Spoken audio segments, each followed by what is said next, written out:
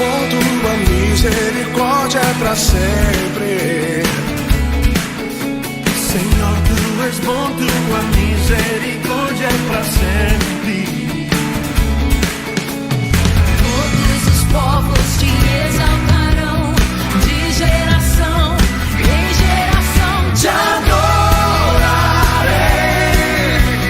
Aleluia, aleluia, te adorarei por tudo que és. Te adorarei. O momento do culto da ceia, ele não é o culto especial, mais especial, né? Ele não é o culto que tem um diferencial porque é a ceia. É mais um culto que nós oferecemos a Deus, mas o momento da ceia, a gente visa simplesmente focar na figura de Jesus, porque assim Ele nos ensinou, para que nós nos reuníssemos e no momento da ceia lembrássemos dele, né? Então eu vou estar falando um pouco sobre a vida de João, conhecido como João Batista. Vou estar comentando sobre a vida também dos seus pais e fazendo um paralelo entre Jesus e a experiência desse homem João, né? E pretendo assim, na próxima semana, estar entrando no assunto que eu gostaria de ter começado esse mês, hoje, mas não foi possível. Eu quero falar sobre os caminhos que nós prosseguimos e os caminhos que Deus deixou para nós, né? Então esse é o tema da próxima mensagem, mas eu não consegui, eu entrei nesse assunto e não consegui ir além por questão de tempo. Mas eu quero trazer uma ideia aqui para você. Imagina você com 88 anos. Você consegue imaginar? Você conseguiria, naqueles aplicativos, colocar a sua foto para ver como que você ficaria quando você estivesse com 88 anos? Você teria essa coragem? Alguém aqui já fez isso? E aí, vocês que fizeram? Ficou assustado? Eu acho que eu não tenho essa coragem, eu acho que eu ia ficar apavorado. Falei, não é possível, eu tenho que melhorar alguma coisa, né? Eu confesso que eu não gostaria e nem teria essa coragem. Mas vamos lá. Imagina com 88 anos, né? É uma idade que trás para frente, frente para trás, cabeça para cima, de cabeça para baixo, e sempre é 88, não muda nada. Então eu peguei esse número de assim propósito. 88 anos. Você já começa a falar das irmãs gêmeas, artrite, artrose, reumatismo, sinusite, bucite, mais o quê? Um monte de coisa, que às vezes começa até antes hoje. E hoje nós estamos sabendo, eu converso com um ortopedista, e eu tenho falado muito sobre isso, que eu tenho sentido muitas dores, né? Na mão, no pé, e eles têm dito para mim, Emilson, não é questão de idade, né? Pessoas mais novas já têm, né, todas essas coisas por questões de exercícios repetitivos. E aí tem a parte genética, tem aquela coisa todinha. Mas imagina com 88 anos, você com algumas desses ites aí na sua vida, ou com nenhum, né? E aí pode dar um glória a Deus, né? Que tem pessoas que têm com a saúde impecável. Nem todas as pessoas com essa idade têm pressão alta, têm problema de coração, têm problema aí de assim, visão. Olha, eu já passei de 50 e tenho menos de 100 e ainda não uso óculos. Não é uma benção? Eu acho, né? Talvez aquele que usa óculos deve ter ficado com inveja, mas fica tranquilo. Isso faz parte da vida. Conversando com o oftalmologista, falou, você já está no lucro. Porque é muito comum, né? Hoje eu sinto a diferença não mais de fazer a leitura, mas a claridade. Se tivesse iluminação, por criar esse hábito de começar a trabalhar muito com a tela, e essa iluminação ela é prejudicial, né? Mas até o momento tenho enxergado bem. Então imagina com os 88 anos, alguém diz para você, aquilo que você tanto sonhou, aquilo que você tanto quis, almejou durante tantos anos, a sua hora chegou, o seu dia chegou. Pode ser a sua casa própria, pode ser o seu carro, pode ser a sua viagem para o exterior, né? Eu pretendo fazer algumas viagens assim ainda, e ainda viajar ainda de bicicleta, tenho umas ideias assim. Com 88 anos, qual seria a sua reação? Glória a Deus? Ou você diria, 88 anos, agora? Como que você acha que você, com 88 anos, talvez não mais alguns que abusaram na sua juventude, na sua meia-idade, e agora vão ter consequências, né? Porque abusaram, outros por questões naturais da vida, limitado por algumas questões, como que você reagiria? O que você acha? Você agiria com a mesma alegria? Eu vi um senhor com 80 anos, que passou na faculdade, estava alegre porque ia realizar o sonho dele. Você imagina um senhor de 80 anos, no meio dos jovens, tendo que usar hoje computador, como que ele vai se virar? Eu não sei, mas ele estava felicíssimo. Você receberia isso algo como bênção ou como castigo de Deus? Você veria isso com os bons olhos ou diria, já sou velho, o que eu vou fazer com isso agora? É sobre isso que eu quero estar falando com vocês, para mostrar a importância de que cada dia é um dia diferenciado, e que o povo de Deus, que lê a palavra, que vive o Evangelho, que permite ter uma vida convertida. Eu não estou falando dessa bagunça que hoje nós estamos vendo por aí em muitos lugares, que às vezes a gente tem vergonha de dizer que aquela pessoa é nosso irmão em Cristo. Não estou falando disso. Eu estou falando daquelas pessoas que têm um testemunho de vida. Que essas pessoas, elas vão desfrutar o que a Bíblia fala. Até na sua maioridade, nós vamos ver pessoas dando fruto na casa do Senhor e não sendo dependente, conforme uma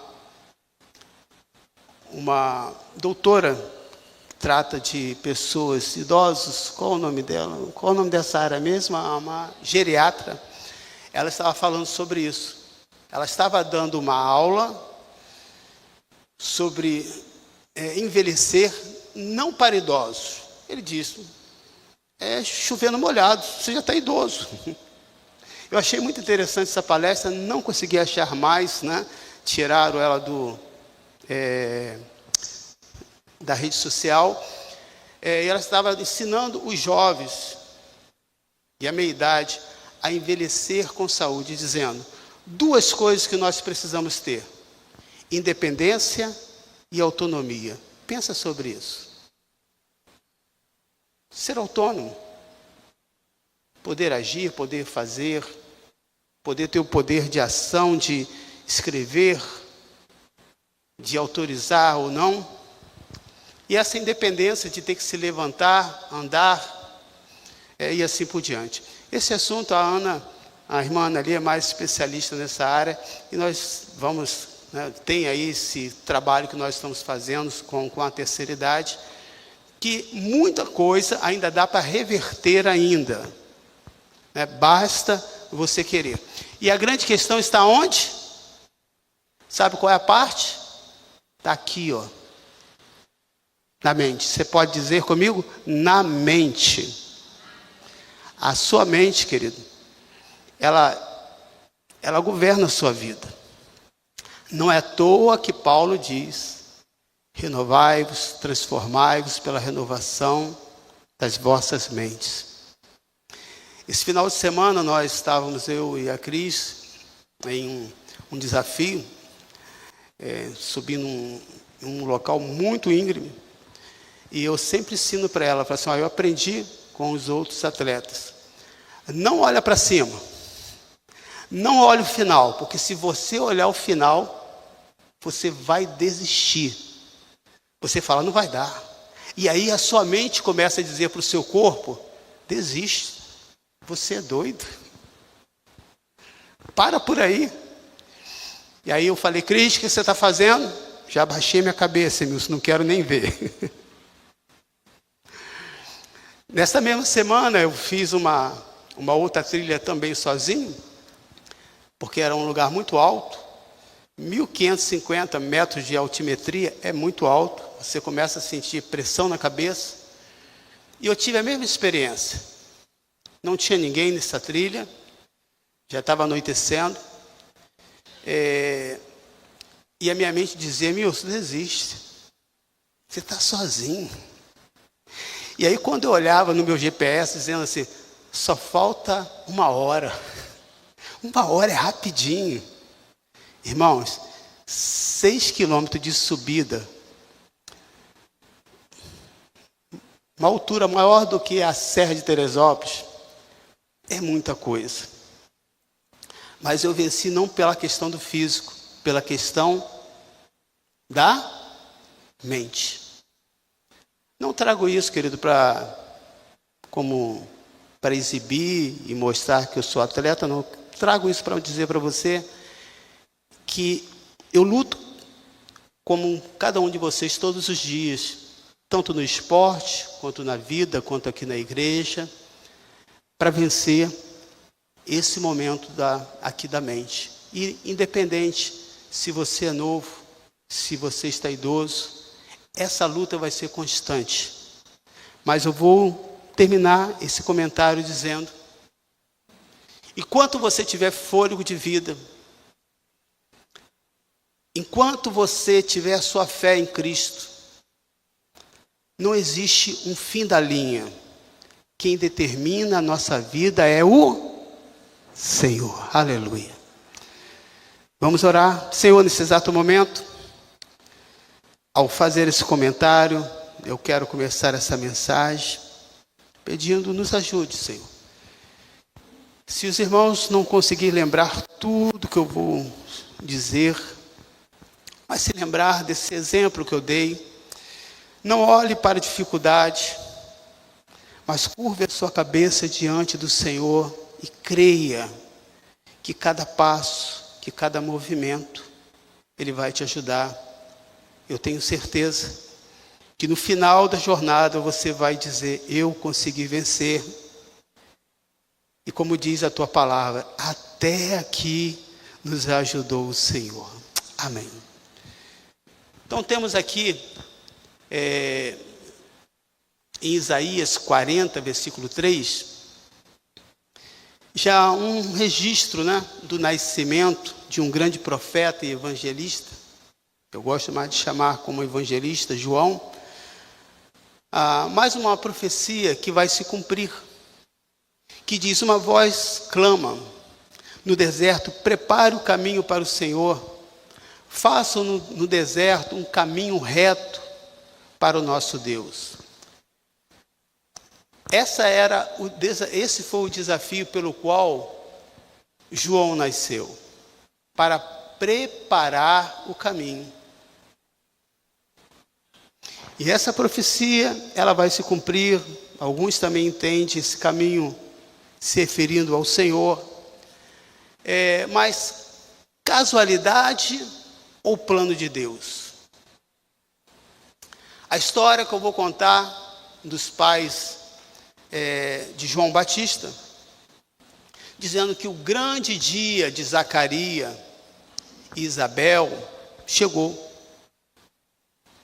Como era de costume, os sacerdotes, ele foi escolhido por sorteio. Assim era a prática daquela época. Existia um grupo, existem igrejas que trabalham assim até hoje. Tem os oficiais da igreja, né? Todos têm que se preparar para a pregação. E no dia do culto, alguns minutos antes, eles oram e o líder responsável diz: olha, Deus direcionou você para pregar. E ele vai lá e prega, né? Por sorteio, que segue essa prática. Não aqui está se é certo ou se é errado, né? Não é esse é o ponto, dizendo que o costume da época era esse. Era mais um dia que Zacarias não sabia se ele iria servir no templo ou não. Ele não tinha 88 anos, provavelmente mais, ou um pouco menos, mas a Bíblia deixa bem claro que ele já era uma pessoa idosa. Veja aí no capítulo de Lucas, versículo 1, que nessa caminhada, né, em que ele foi escolhido por sorteio, o que ele não sabia é o que esperava por ele. Assim também é a nossa vida, querido. Cada dia nós temos um desafio. Nós não sabemos quantos irão nascer ou aqueles que irão morrer. Se as nossas lutas nós vamos conseguir vencer ou não. Assim é uma vida de um sacerdote, assim é uma vida de um cristão, assim é uma vida daquele que serve a Deus. Versículo 5. No tempo de Herodes, rei da Judéia, havia um sacerdote chamado Zacarias, que pertencia ao grupo sacerdotal de Abias. Isabel, sua mulher, também era descendente de Arão. Ambos eram justos aos olhos de Deus, ou seja, pessoas envolvidas, comprometidas, que praticavam os mandamentos, que guardavam as leis, obedecendo de modo irrepreensível a todos os mandamentos e preceitos do Senhor. Não se tratava de ser religiosos, mas de pessoas tementes a Deus. Pessoas que olhavam e diziam: não, todo mundo está fazendo, mas a lei diz isso, qual o problema? Não, independente se todos estão fazendo ou não, eles praticavam o que a Bíblia falava e pronto. Mas eles não tinham filhos. Então, o que nós temos aqui? Alguém envolvido na casa de Deus, alguém que praticava a palavra do Senhor, mas faltava-lhe algo. A nossa vida como cristão também não é assim? Nós temos tudo. E talvez você tenha experimentado ou tido algum tipo de experiência como essa. Mesmo quando você consegue tudo, parece que lhe falta algo. Porque existe um vazio que só pode ser preenchido com o Senhor no nosso coração. Porque se não fosse assim, as pessoas bem-sucedidas não buscariam o Senhor. O Evangelho, querido, não é simplesmente para os pobres, para os necessitados, mas para todos aqueles que têm fome e sede da palavra do Senhor. E o fato de faltar-lhe algo, ou não ter alguma coisa de importante, não tem nada a ver com pecado, não tem nada a ver com o castigo de Deus, porque você está orando mais ou orando menos. É a graça do Senhor, é a misericórdia, mas se você parar para analisar, não lhe falta nada. Porque você tem o principal, você tem tudo, você tem a palavra do Senhor, e você pode dar um glória a Deus por isso. Você tem a palavra do Senhor, e a palavra do Senhor tem o poder de consolar, confortar o seu coração. Mas eles não tinham filhos. Então, a possibilidade deles terem, de forma natural, já era impossível. Já era algo que os seus sonhos já estavam arquivados, mas eles continuavam guardando a palavra, servindo a Deus no templo. Diz, porque Isabel era estéril, e ambos eram de idade avançada. Então nós temos aqui 3 problemas desse casal: não ter filho. A questão de uma mulher não poder gerar filho era extremamente complicado. Em muitas dessas situações, nem sempre o relato de ser estéril depende, é caso da mulher. Existem muitas situações que é do homem, né? Mas aqui relata, no caso dela, Isabel. E a outra questão de idade avançada. Então a possibilidade disso acontecer tinha acabado. Essa é uma situação, querido, que quando você chega a uma determinada idade, você para e pensa sobre isso. Só tenho eu e fulano. Não tenho mais ninguém. E é muito comum quando se perde um dos cônjuges, a pessoa diz, e agora? Eu estou só. Então a questão de ter filho aqui tinha uma relevância muito maior do que nós temos hoje na sociedade. Essa cobrança que existe quando você, recém-casado, qual a primeira coisa que a pessoa pergunta? Observa só. Vocês vão ter filhos? Não é assim? Alguém aqui recém-casado, que já passou, né? Casado, já passou por essa experiência, sabe? E aí quando você tem um filho, o que é que diz? Só um? Você não quer dar um irmãozinho, uma irmãzinha para ela? Agora você imagina isso há tempos atrás. A cobrança era muito maior. E a grande questão, o primeiro filho não podia ser menina, tinha que ser homem. Então a cobrança era muito severa. Mesmo nessa situação, eles continuavam tendo a sua fé irrepreensível, servindo a Deus no templo. Observa, querido, a comparação, a qualidade da fé dessas pessoas, o envolvimento que elas tinham. Observa a responsabilidade, a entrega que eles tinham, acreditavam de todo o seu coração. Não havia espaço para dúvida. E vai dizendo, certa vez, estando de serviço, versículo 8, o seu grupo, Zacarias estava servindo como sacerdote diante de Deus.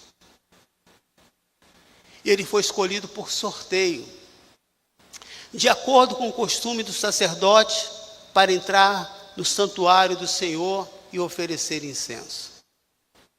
Chegando a hora de oferecer incenso, o povo todo estava orando do lado de fora.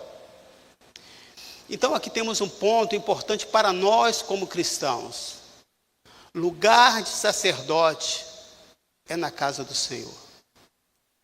Lugar daquele que serve, que foi chamado para ser discípulo, é na casa do Senhor. Eu não sei como vocês reagem diante de situações como essa, mas é muito estranho para mim quando algum motivo, por necessidade, ou por questões pessoais, eu não posso estar na casa do Senhor. É estranho. Tem alguém que tem esse sentimento? Parece que eu estou fazendo coisa errada. Tem alguém que já passou por isso? Parece que está faltando algo. E você vai conversar, independente da propriedade, a pessoa diz, olha, eu quero ir para a minha igreja. Foi muito legal esse passeio, foi muito legal, mas nós já estamos condicionados o nosso coração a isso. Então, enquanto Zacarias servia no templo, era esse o texto. Ele não deixou as suas necessidades se tornarem impedimentos para servir. Eu hoje estou com febre, eu não vou à igreja. Hoje eu estou estudando para um concurso, não vou à igreja. Eu hoje vou passar por essa situação, não vou à igreja. Conversando uma vez com uma jovem, e eu disse, olha, devido a toda essa situação que você está falando aí na sua cidade, tenha cuidado, não é melhor você ficar em casa? E essa jovem disse, olha, se fosse um dia normal de trabalho, eu não iria faltar, porque eu preciso do meu emprego, não é assim? Eu tenho que trabalhar, eu preciso manter a minha família. Então por que no dia de ir na casa do Senhor, eu digo, hoje não dá, hoje está difícil, hoje está com tempestade. Vai observando, querido, e fazendo um paralelo das duas culturas. O quanto ainda nos falta para ser esses cristãos apaixonados. E o que eu posso fazer para isso, pastor? Simples. Começa a ter uma atitude da agora. Você não precisa ser um obreiro, uma recepcionista, para se prontificar a ajudar a abrir igreja. Existem coisas que você não vai poder. Mas como iniciante, se prontifica. Se prontifica no término de um culto. Está precisando de alguma coisa? Eu crio um hábito que eu tenho, e isso é na minha casa, e eu faço até nos restaurantes. Nas lanchonetes, onde eu vou, onde eu almoço, onde eu lancho. Sempre quando eu termino de comer, eu observo que as pessoas saem e deixam seus pratos na mesa. Eu acho aquilo horrível. Tem uma pessoa que paga, eu estou pagando. Mas é uma questão de cultura, de educação. Na minha casa era assim, Emilson, depois de terminar, leva o prato até a pia e faz o quê? Deixa lá, as baratinhas vão limpar alguma coisa, a lacraia. Ou então, lava. Por que você não guardou? Não, deixa secando. Você já viu alguma secadora ao ar livre de prato? Não existe, irmão. Você concorda comigo? Ainda mais que eu descobri agora, a gente está com uma peste lá no condomínio lá, daquelas baratinhas francesinhas. Eu estudei as baratinhas todo dia, eu gosto de estudar. E descobri que ela gosta de beber água. E aí eu tenho que deixar a pia sempre sequinha. E toda noite, eu ainda vou no escuro, com a lanterninha para ver se tem alguma, mas é uma outra história. Mas o cuidado. Veja essa situação, querido. Enquanto servia na casa do Senhor, ele obteve resposta pela sua oração. Nada foi impedimento para este homem até aqui. Eu quero dizer para você que você não nasceu doente assim, a doença não é sua, eu tenho essa doença, então agora não posso fazer isso. Eu estou assim por causa do meu filho. Eu entendo a sua dificuldade, mas nada justifica você estar ausente da casa do Senhor, irmãos. Mas eu tenho Cristo no coração. O ímpio também tem Cristo no coração. Eu quero que você compare, para você ver o padrão que é bíblico, para ver se nós estamos próximos a esse padrão. E o que nós precisamos melhorar. Diz que enquanto servia na casa do Senhor, ele obteve resposta para a sua oração. Ele não estava ali como numa semana de oração, uma vez no ano, de tempo em tempo. Se caísse o nome dele, ele tinha que estar lá servindo. Ele não estava ali na igreja porque pedindo a Deus pelo um filho. A Bíblia não fala nada sobre isso. O pedido já tinha sido colocado no altar de Deus. Ele estava ali para servir ao Senhor e para servir o povo. Eu observo aquelas pessoas que são voluntárias, que você não tem noção. Vem de longe, queridos, para estar na casa de Deus. Não tem talvez a facilidade do carro que você tem. Talvez não dormiu nem bem naquela noite porque não tem um ar-condicionado e talvez nem um ventilador. Mas estão fielmente na casa do Senhor. Também conheço aqueles que têm toda essa condição, mas abrem mão de tudo para estar na casa do Senhor. Porque entende que foram chamados não para obter bênçãos, como resultado da sua fé, mas foram chamados para servir. E ao estar na casa de Deus, observo aqueles que servem também no coração voluntário, aqueles que estão agora lá nos bastidores, que gostariam de estar aqui no culto como você, cuidando dos seus filhos, que talvez teve um dia, uma semana horrível, de uma doença em casa, de um problema, e estão lá cuidando. Entende que estão ali para servir. E que à medida que a vida vai acontecendo, Deus vai cuidando e vai tratando dele. Você tem essa convicção que Deus tem cuidado de você? Você observa isso, irmãos? Cadê um amém? Cadê um glória a Deus? Aqui nessa igreja você pode dar glória a Deus. Você não está proibido disso. Você tem tido essa observação? Deus tem cuidado de mim. Versículo 10 ou 12, chegando a hora de oferecer incenso, o povo todo estava orando do lado de fora. Então, um anjo do Senhor apareceu a Zacarias à direita do altar do incenso. Quando Zacarias o viu, perturbou-se e foi dominado pelo medo. As coisas sobrenaturais, querido, elas ainda acontecem e nos assustam, nos surpreende. Não é toda hora que você vai ouvir Deus falando audível com você. Não é toda hora que os seus sonhos são sonhos espirituais. Não é toda hora que Deus levanta situações para falar contigo de algo externo. Existem coisas que são muito pontuais, muito específicas, que você tem a convicção de que foi Deus.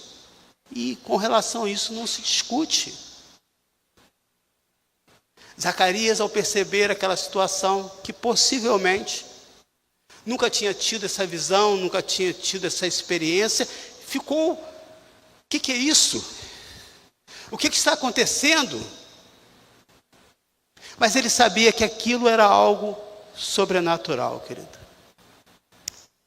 Essas coisas sobrenaturais não ficaram presas ao Antigo Testamento. Ela continua acontecendo até os dias atuais. Se você esforçar um pouquinho mais a sua vida com Deus, você vai perceber a sua sensibilidade. Você consegue perceber os lugares oprimidos e que tem demônios. Os lugares em que o ambiente está tenso, familiar, por causa dessa comunhão com Deus. Por causa desse esforço do seu coração de ser apaixonado por Deus. Essa família tinha tudo para dizer: chega, já estou velho, coloca outro aí. Eu às vezes eu ouço isso: não, está chegando pessoas novas, graças a Deus, agora eu vou descansar. Irmãos, descanso para um cristão é só quando chegar a hora do Senhor te recolher. Fora disso, nós fomos chamados para fazer discípulos e servir ao Senhor. Veja a correção dos sentimentos. Ele ficou confuso com o que ele estava vendo e ouvindo. O medo dominou o coração.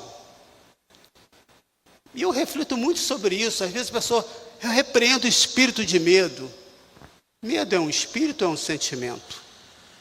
Eu repreendo o espírito de angústia. Eu quero que você pense sobre isso. Angústia é um espírito ou um sentimento?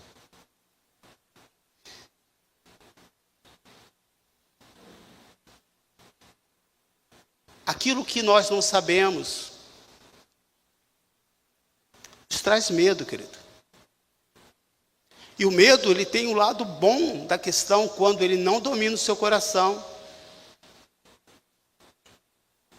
Aqui diz que o medo dominou o seu coração. E nós sabemos que não o medo, mas tudo que domina o seu coração, a Bíblia chama de pecado. Porque dominou, escravizou. E você foi chamado para ser livre, para não ser escravo de nada. Quer você tenha ou não, você vai dizer, eu sou do Senhor, glória seja dada ao Senhor. Então a questão aqui não era o medo, o que estava dominando o coração desse homem naquele momento. E com todo o motivo. Vamos pensar sobre isso nesse exato momento. O que tem dominado o seu coração? São as redes sociais? São as coisas ruins que você ouviu do carnaval? Foi a escola de samba sua que foi desclassificada?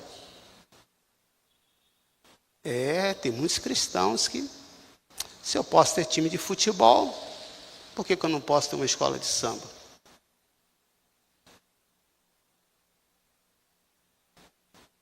O que domina o seu coração, querido?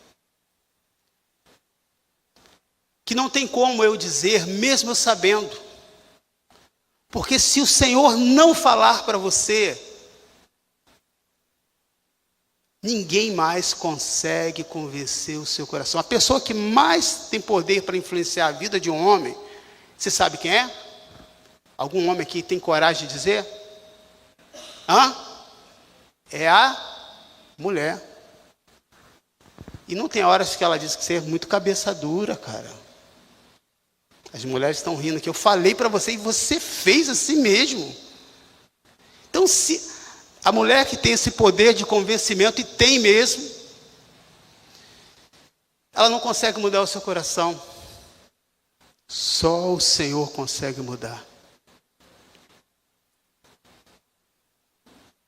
E o Senhor nos ensina, confia em mim. A palavra sempre é essa. A correção do sentimento. A natureza humana, ao corrigir, ela é sempre assim, querido. Ela é punitiva. Se não fazemos os outros sentir, a dor, a gente fica com aquele sentimento que fomos amáveis. Você passou a mão por cima. É muito comum depois ter esse retorno entre os pais, quando corrige o filho. Você foi muito mole, você fez vista grossa. Se fosse o outro filho ou outra filha, você não faria assim. A nossa natureza humana, natural do ser humano, é ser punitivo. Seria como dizer assim, um sacerdote desse tinha que ter vergonha. Como pode ter ficado com medo? Ele já era para estar acostumado com isso. E aí vai tendo as várias teorias. Por que ele era assim? É simples. Ser humano, como todos nós. A correção que o ser humano faz sempre tem o prazer de punir. Ainda que não você faça consciente, mas inconscientemente você acaba gerando alguma dor, alguma coisa para aquela pessoa. Isso nos dá satisfação. Eu fiz a minha parte. A regra é essa, não cumpriu, tem que tirar. Nós somos assim. Eu estou falando de modo geral, querido. Davi, após levantar o censo de Israel, sabia muito bem o que era isso. Ele cometeu um erro, tinha que tomar uma decisão difícil e ao mesmo tempo sábia. Olha o que diz aí em 2 Samuel, capítulo 24, aonde Davi vai optar em não querer receber a correção dos líderes, mas a correção de Deus. Porém, Deus não deixou opção para ele. Versículo 24, versículo 12, vai dizer a Davi: assim diz o Senhor, estou lhe dando 3 opções de punição. Escolha A, B ou C. Escolha uma delas e eu a executarei contra você. Então Gade foi a Davi e lhe perguntou: o que você prefere? 3 anos de fome em sua terra, em alguns textos fala 7. 3 meses fugindo de seus adversários que o perseguirão. Ou 3 dias de praga, em algumas Bíblias relatam 3 meses, em sua terra. Davi, pense bem. E diga-me o que deverei responder àquele que me enviou. Quem enviou ele? Quem enviou Gade? Deus. Dessas 3 opções, todas elas, não só Davi e a sua família, mas o povo também iria pagar. E depois você vai poder ler esse texto.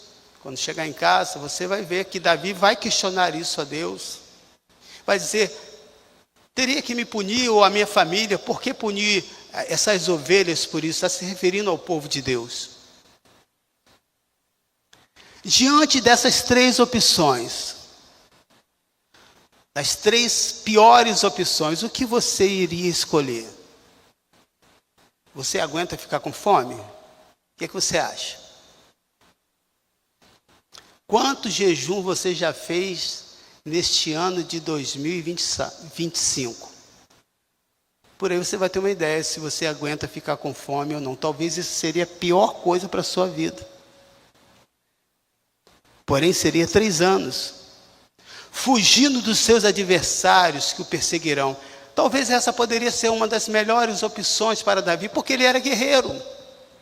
Lutar para ele seria a coisa mais fácil.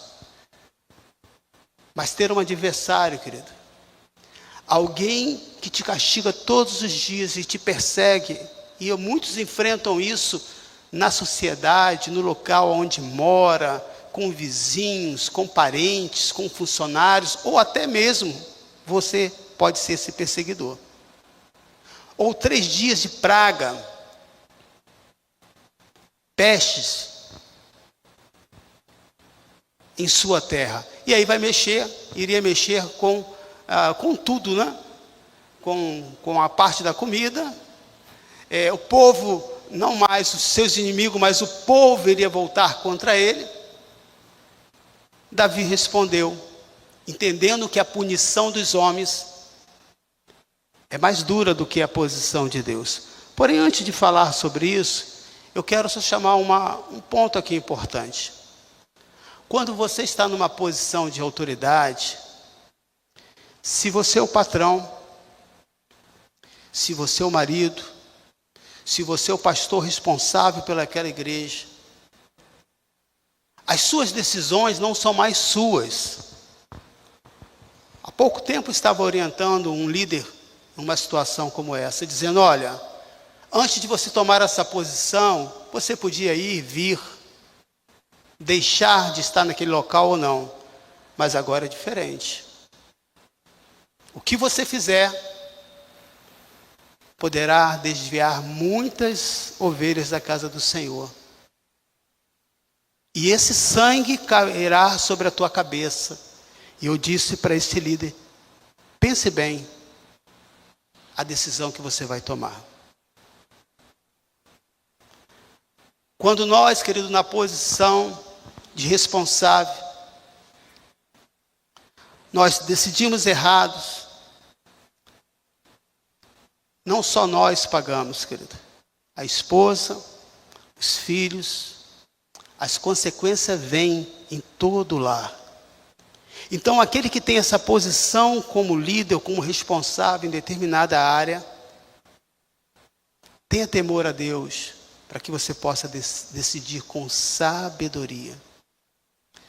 Davi, diante daquela situação, já sabendo que ele tinha cometido o erro, ele vai dizer: é grande a minha angústia. E a angústia, querido, conforme o psicólogo esteve me orientando, no momento que eu tive uma crise de ansiedade muito grande, e não tenho dificuldade nenhuma de falar isso, porque eu não mantenho uma posição de um líder perfeito. Eu sou um como todos vocês. Mas eu posso dizer que eu tenho vencido as minhas lutas com a graça do Senhor. Esse psiquiatra me disse: Emilson, eu perguntei qual a diferença de ansiedade para angústia. Porque eu não acho que a ansiedade é pecado e nem angústia, a não ser que elas te dominem. Sentimentos. Ele disse: ansiedade, e ele, sem conhecer a Bíblia, ele falou corretamente.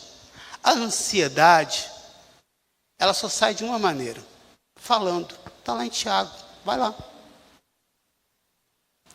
Mas a angústia, aquela dor no peito, ela só sai quando você chora, e tem que chorar muito. Falei: doutor, eu sou um dos maiores chorão da face da terra. E ele falou: então você faz bem, continua chorando.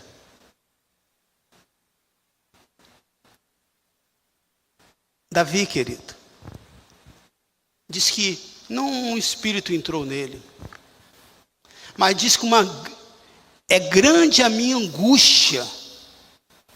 Eu sei a besteira que eu fiz. Eu, disse Davi, prefiro cair nas mãos do Senhor. Porque grande é a sua misericórdia e não nas mãos dos homens. Observe, querido. A correção do ser humano é punitiva. Geralmente tem um propósito de ferir. E aqueles que às vezes não percebem, você acaba repetindo as mesmas coisas que você odiava do seu pai ou da sua mãe, inconscientemente você repete na vida dos seus filhos. Eu tive essa experiência na minha vida. E chegou um ponto que eu falei: estou fazendo a mesma coisa com a minha filha. Tudo era motivo. Eu não acredito que só com palavras você consegue educar os seus filhos. Não acredito dessa maneira. Eu entendo que a correção é necessária. Porém, se isso passa uma rotina e não tem mais diálogo, não tem conversa, algo está errado. E inconscientemente você está repetindo, como se você estivesse descarregando naquela pessoa que te feriu e fazendo na vida do outro, que não tem nada a ver com a situação que você passou. Você precisa tratar a sua alma. E eu precisei falar muito disso. A correção de Deus, querido, é diferente. Você pode dar um glória a Deus por isso? É diferente. Ela tira o sentimento ruim com uma anestesia, sem trazer dor à alma. Versículo 13 diz: mas o anjo lhe disse, capítulo 1, não tenha medo.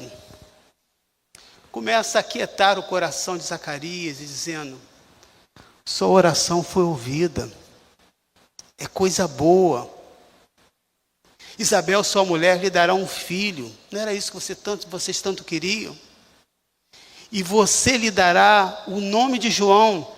Nem o nome você vai precisar se preocupar, já está tudo pronto. E aí nós podemos ver que quando Deus te dar algo, querido, e a Bíblia diz que filhos são bênçãos, e aí compete a você estar observando na sua fala. Cuidado com aquilo com que você fala, as palavras As palavras duras, que nós às vezes entendemos como uma maneira de corrigir, elas ferem e machucam mais do que traz correção. E essa tem sido também uma das práticas difíceis da minha vida. Se deixar, eu falo duro, querido. E falo duro sorrindo, com graça, e não sinto piedade nenhuma. Mas eu sei que isso não traz nada de bom, fere. E quando eu percebo aquilo que eu fiz, aquilo que eu falei, eu percebo por quê? Porque estou nessa luta como você, submetendo a minha vida ao Senhor. O Espírito Santo fala. Você acredita que o Espírito Santo fala o seu coração? Eu acredito, irmãos. Você pegou muito pesado, Emilson. Não precisava isso. Não precisava tanto.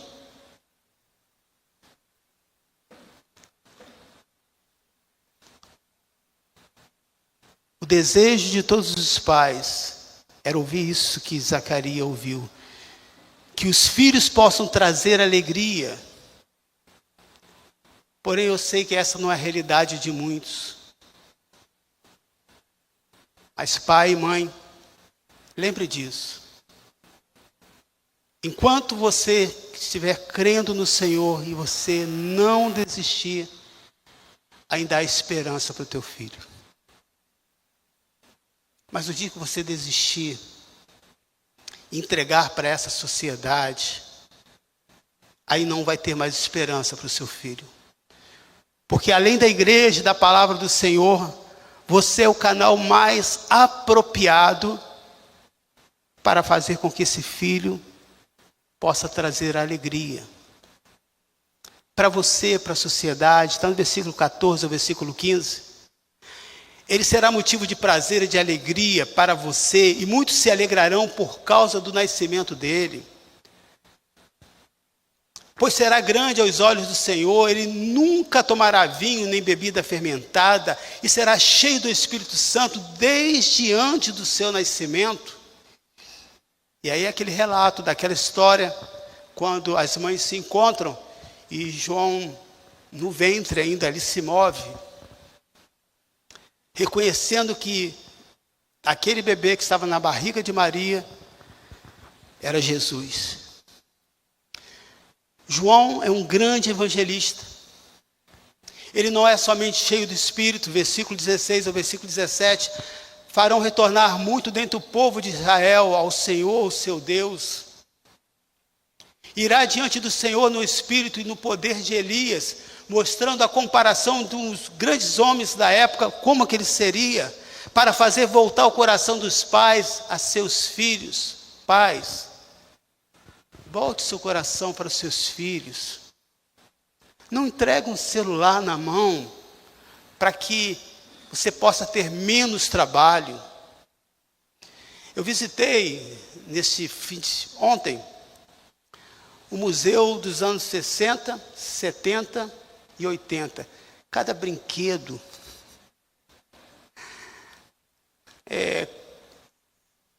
cada coisa do assim passado. E ainda tirei uma foto no carrinho do Fred Flintstone.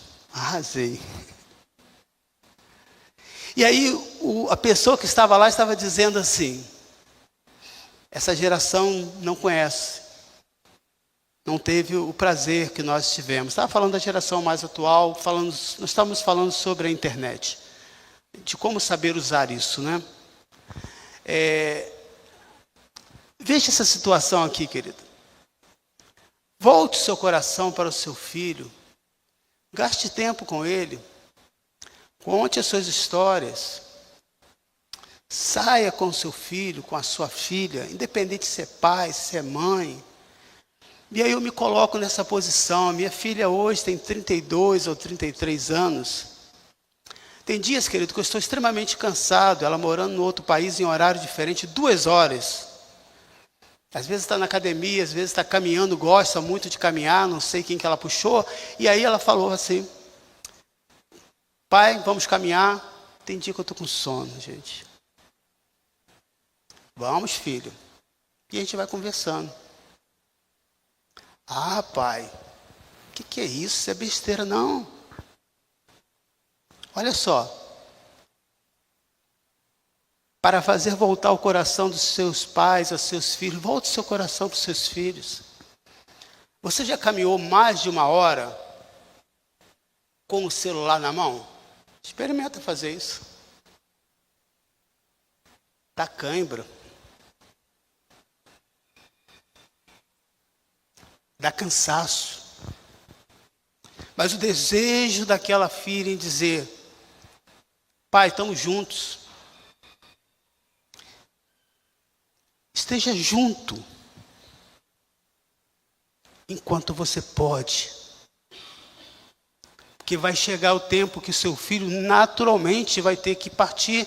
E se esse filho permanece na sua casa até uma determinada idade, algo nessa família não funcionou como deveria. Os seus filhos precisam ir.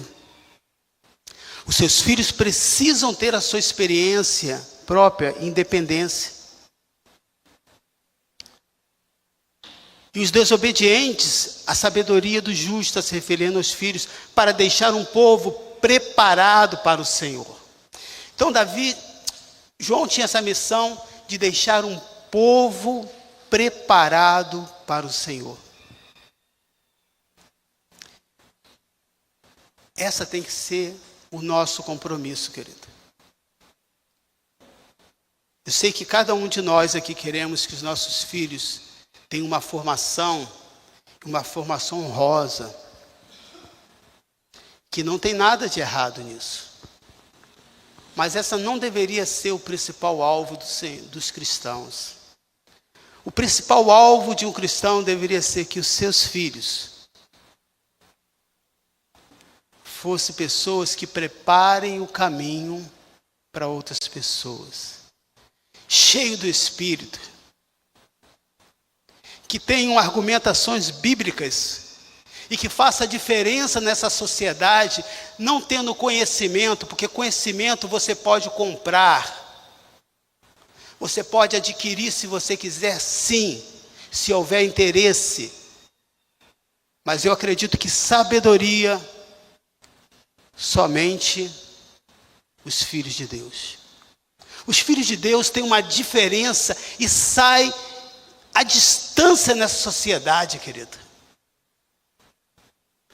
Os filhos de Deus, os cristãos, ele tem uma saúde inigualável, porque não está envolvido com drogas, não está envolvido com vícios. Eu estou falando de pessoas que vivem esse evangelho irrepreensível, não com uma correção dura, não com uma cobrança implacável, mas que ensina. E aí quando você olha essa situação,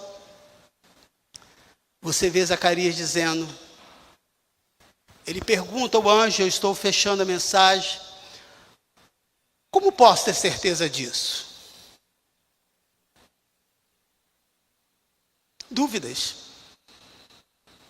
Dúvidas fazem parte da nossa vida, querido. Tudo aquilo que você não tem conhecimento, você fica receoso. E compete a você perguntar sim. A igreja ela não está aqui para censurar, para proibir você, mas levar você ao conhecimento da palavra. A igreja não está aqui para ser uma censura, um líder que é um juiz. Isso é certo, isso é errado. Isso você vai para o céu ou você vai para o inferno. Eu não consigo ver na Bíblia Jesus fazendo isso. Eu consigo ver ele ensinando que existem 2 caminhos. E que a opção de escolher sempre é nossa. Mas também ele deixa bem claro o que tem nos 2 caminhos. E só existe um caminho, que é a verdade e a vida, que se chama Jesus. Amém? O anjo respondeu, sou Gabriel. E aí a mensagem de Gabriel, ele é um mensageiro específico, o que está sempre na presença de Deus. Ele começa a mostrar a sua credencial, dizendo, eu não sou uma visão, uma miragem, um outro sacerdote está tentando te enganar. Como posso ter certeza disso? Então eu estou dizendo, eu sou Gabriel, estou sempre na presença de Deus e fui enviado para lhe transmitir essas boas novas. Mas lembrando, querido, eu não acredito que Deus é só amor. Tudo é na paz. Não. Eu acredito que a mensagem do Evangelho é o amor. Mas Deus também é justo. Ele corrige os seus filhos. Mas não com esse coração punitivo. Por isso Davi faz a opção de dizer: eu prefiro cair nas mãos de Deus do que na mão dos homens. Mas mesmo assim, nas 3 pragas, Deus enviou uma daquelas que eles tinham optado, porque o que ele cumpre, o que ele fala, ele não muda.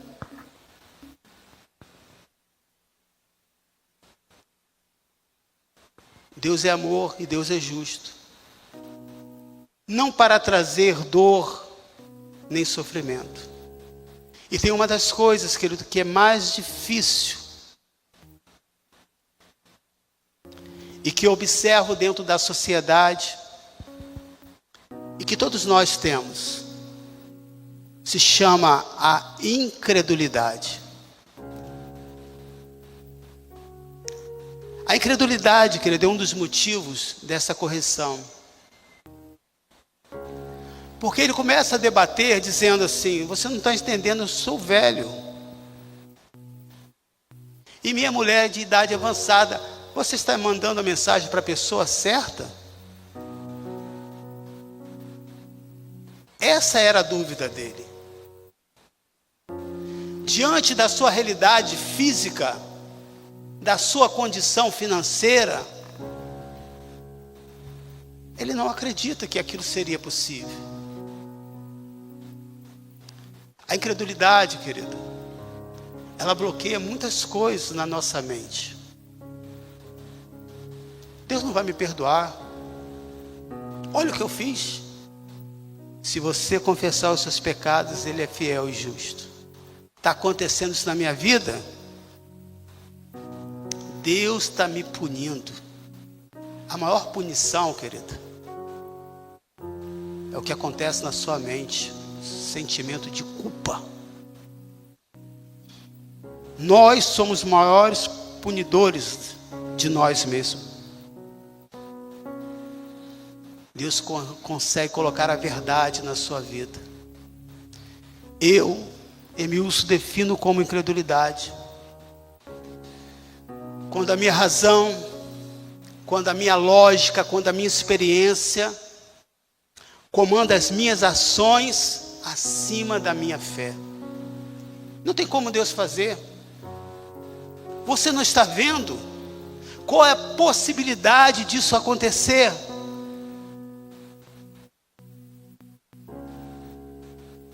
Essa é uma das coisas, querido, que tem criado muita barreira na nossa vida. A realidade é que a correção chega para todos. Mas Zacarias trabalhava tanto, já é uma pessoa de idade, não vai ter uma correção? Vai ter uma correção sim. Até para um sacerdote, até para um filho de Deus. Versículo 20 diz: agora você ficará mudo. Não poderá falar até o dia em que isso acontecer, porque não acreditou em minhas palavras, que se cumprirão no tempo oportuno. Que Deus possa te ajudar, querido, a vencer essa sua natureza. Que você possa se esforçar. Enquanto os obreiros entram, os pastores se posicionam para servir a ceia. Você é um cristão. Durante a semana ou durante alguns meses, você tem cometido algum erro. Você tem consciência disso. Você quer se arrepender desse pecado? Você quer ter mudança? Então você pode participar da ceia. Se você é um cristão e entende o que eu estou falando, eu preciso me arrepender. Mas quando você deixa passar esses elementos, duas questões se levantam. Deus não vai me perdoar, ou eu não quero mudar. Se você acredita que Deus te perdoa, mas isso já aconteceu outras vezes, pastor. Nós temos que não olhar para frente, baixar a nossa cabeça, se curvar em submissão a Deus e continuar subindo em sua direção. Essa semana vai ser diferente. O meu olhar, a minha reação nas coisas da minha mente será diferente. Eu quero mudar, Senhor. Eu te peço perdão. Eu te peço perdão, Senhor, pelas coisas que eu prometi e eu ainda não consegui.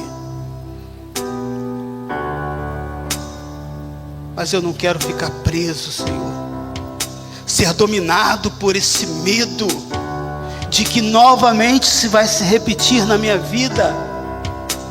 Você não está sozinho, você tem a igreja do Senhor, aleluia. Você tem a palavra de Deus. Você tem irmãos e irmãs que não estão aqui para te punir, mas para te incentivar a viver essa vida irrepreensível diante da palavra, aleluia. Você tem o Espírito Santo de Deus. Ah, Senhor, queremos ser uma geração diferente. Ah, queremos ser uma geração que não duvide. Os meus olhos podem estar dizendo uma coisa, os meus sentimentos estão dizendo, isso vai acontecer de novo. A minha mente poderá estar dizendo, desista.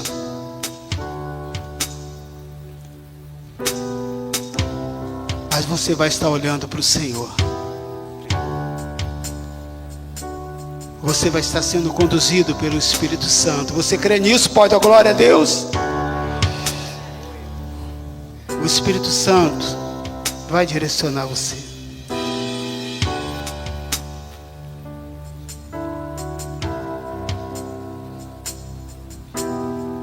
Você saberá o que fazer. Nós não estamos aqui, querido, na posição de juiz. Nós estamos aqui para mostrar que Deus é o juiz.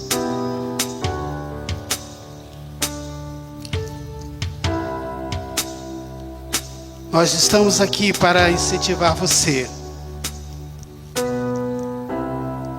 não para apontar os seus erros, porque você já sabe, não para dizer o que é pecado, o que não é, porque você já sabe, mas para dizer é possível vencer. Permaneça fiel.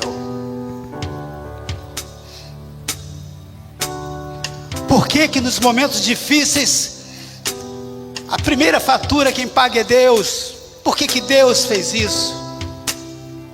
Não vou perder esse tempo indo na igreja, é besteira. Vença a sua mente com a palavra do Senhor.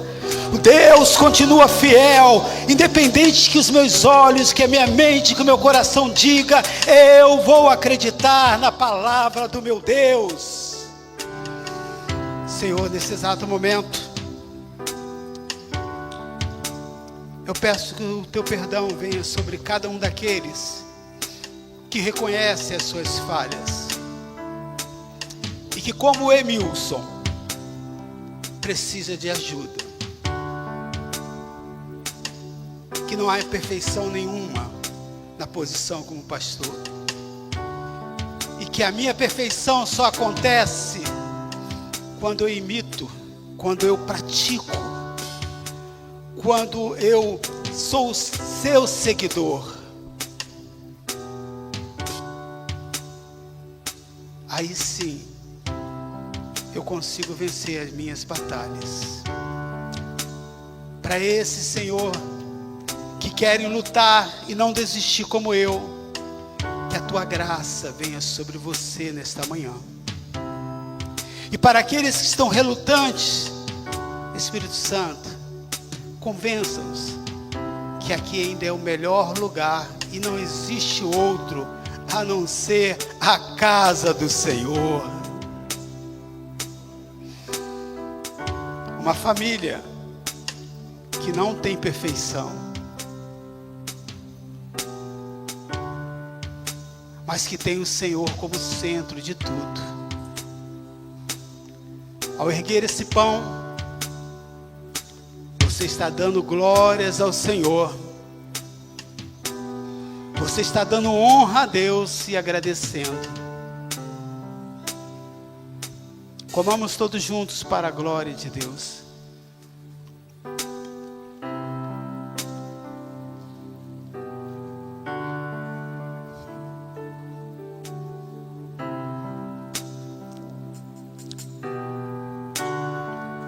Ele foi moído pelas nossas transgressões. Talvez uma dor que você sente já te paralisa. Isso é possível, irmãos. Traz desconforto. Ele carregou todas as dores, todo o pecado, tudo aquilo que castigava a humanidade, suportou. Para você entender a força daquele ao qual você serve. Jesus não é algo do passado. Ele continua bem presente nos dias de hoje. Ao erguer esse cálice,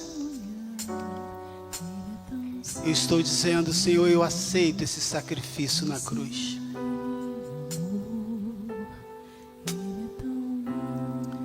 E quero te agradecer pelos meus pecados que foram perdoados. E que infelizmente por muitos outros que eu ainda vou cometê-los. Mas cada dia, Senhor, eu não vou aceitar isso como algo natural na minha vida.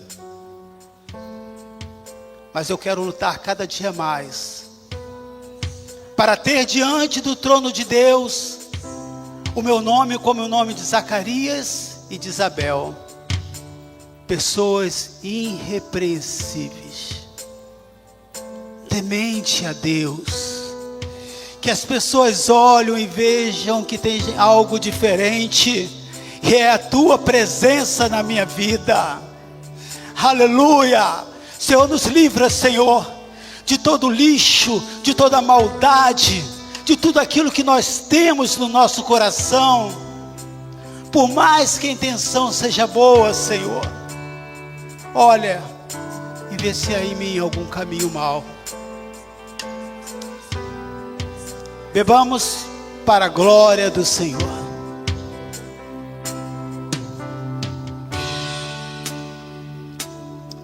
Aleluia. Você pode glorificar o Senhor nesta manhã. Você pode dar um glória a Deus bem alto e dizer: obrigado, Jesus.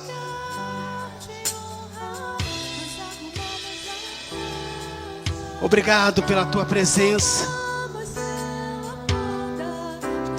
Obrigado por esse amor maravilhoso sobre a minha vida.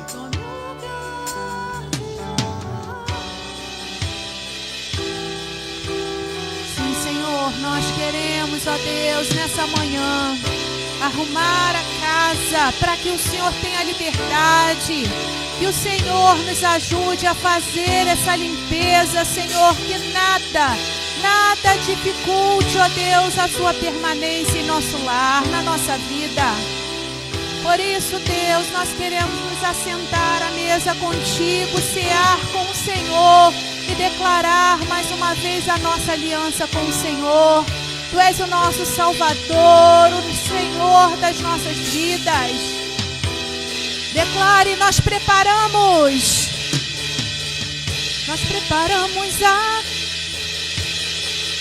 perfumamos ela toda, nós preparamos a mesa.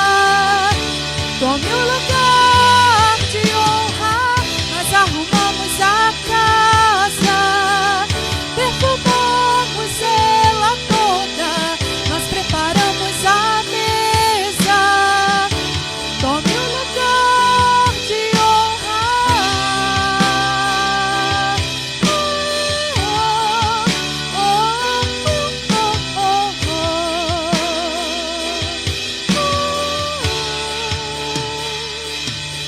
Ele entrou em casa, ele está à mesa, ele nos observa, sabe que o esperamos, e ao partir o pão, os nossos olhos se abrem e reconhecemos quem tu és.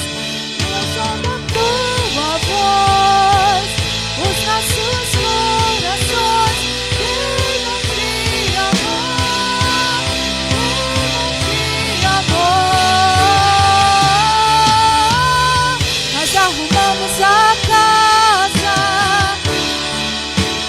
Sim, Senhor, nós renovamos contigo essa aliança e esse compromisso. Nos ajuda, Senhor, durante toda essa semana a guardar o nosso coração, a nossa mente e estarmos voltados para os teus ensinos, para as tuas verdades. Que nada nos distraia, Senhor. Te glorificamos, ó Deus, por essa manhã e por essa oportunidade maravilhosa. Leva, Senhor, a tua igreja em paz e segurança, e que à noite possamos estar aqui mais uma vez para juntos celebrarmos o teu nome. Amém? Você pode aplaudir o Senhor com gratidão, dizer: Senhor, obrigado por esse privilégio. Aleluia, aleluia. Deus é bom. Amém? Você que já pediu o seu almoço, né? Está sendo preparado lá, você pode dar um pulinho lá para pegar.